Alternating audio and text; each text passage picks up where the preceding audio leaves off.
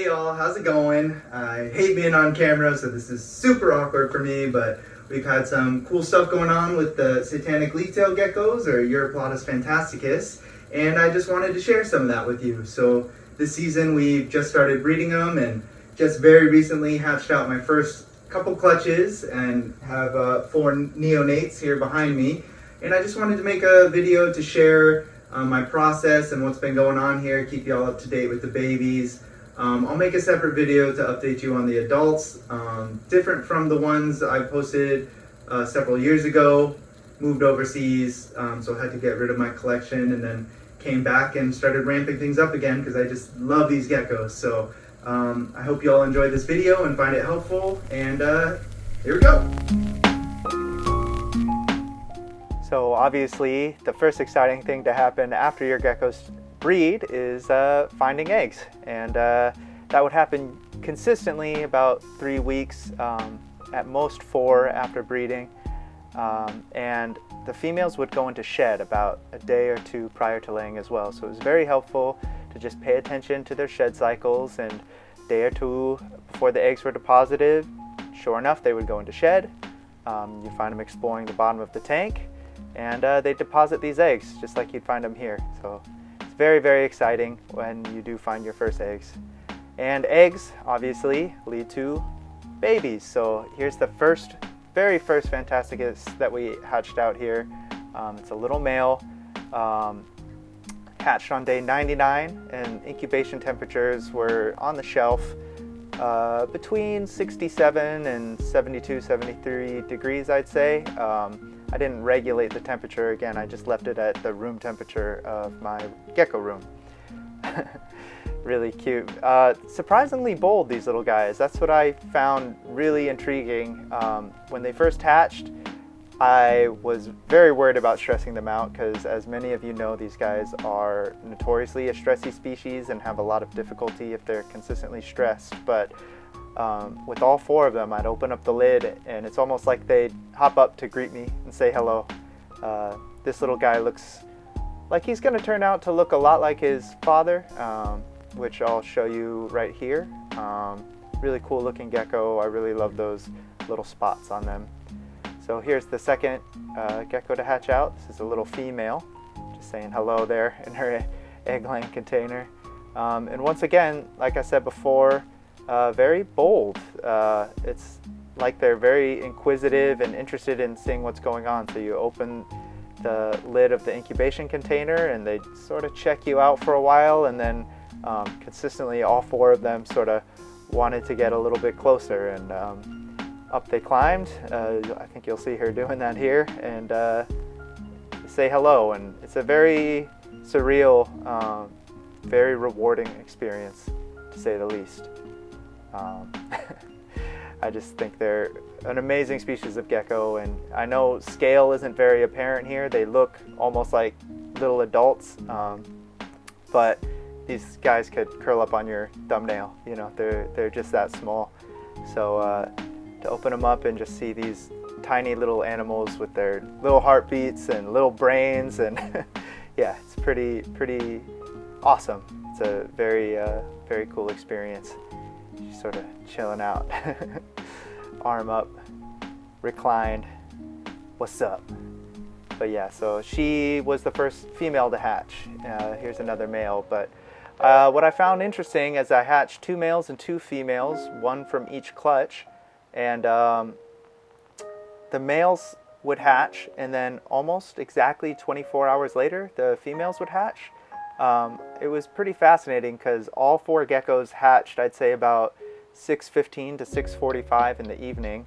I was almost tempted to bring out one of the egg containers to sort of test this theory that they were all going to hatch out around the same time, and see if I could get lucky enough to film one of the geckos hatching, but I decided against it. I didn't want to add any stressors to the gecko inside the egg that might prevent them from coming out at the time that they felt appropriate. But I'm not gonna lie, I was a little disappointed when I checked, and sure enough, again at the exact same time, that last gecko popped out. This guy's really interesting. He's got a full dorsal stripe and really striking leaf mimicry, which I very much appreciate. I'm very excited to see how this guy grows.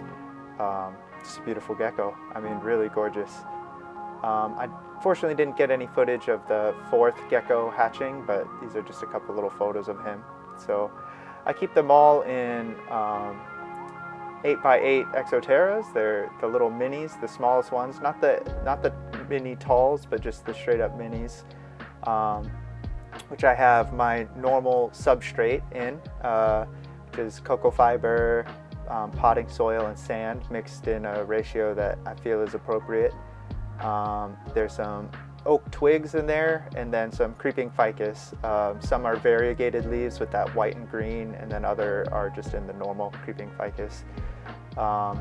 And I found it helps keep up humidity, it gives them enough places to hide, but the setups are minimalistic enough that they don't seem to be having any trouble feeding or finding food, anything like that. And it's yeah, very easy to consistently make setups like this, which I find important. I want every gecko to have a consistent setup, so if I see that there's something going on or the husbandry isn't working for them, I can make the same adjustments to all their enclosures, which luckily I haven't had to do. Really, these are just miniature versions of the adult setups, just to scale with the teeny tiny little geckos. But I found that the males both shed within the first couple hours of hatching, and the females both had a little bit more trouble. Took them a day or two to finish their sheds. However, they all shed out by themselves, and yeah, we're doing great. They're hunting already. They've only been out, you know, the earliest has been out for a week now or so, the youngest just for a couple days. These 2 clutches were laid 3 days apart. One of them went from 99 to 100 days, that's the first clutch, and the second one went from 97 to 98 days. Like I said, they both had one gecko hatch out 24 hours, almost to the minute, from the first egg that hatched. So this is that little male that's gonna end up looking a lot like Dad, I think. And yeah, I just can't tell you how rewarding it is to see them exploring the enclosures that you built and thriving in them for the first time. So it's been really cool. This is a shot of the adult tanks and all the neonate tanks, which again 8x8, and a quick shot of all the little babies. So this is the last gecko to hatch, a female. Pretty standard, but really cool, really cryptic looking. This is the male with the full dorsal stripe. You can't really get a feel for his best colors here, but he's awesome. This is a little female.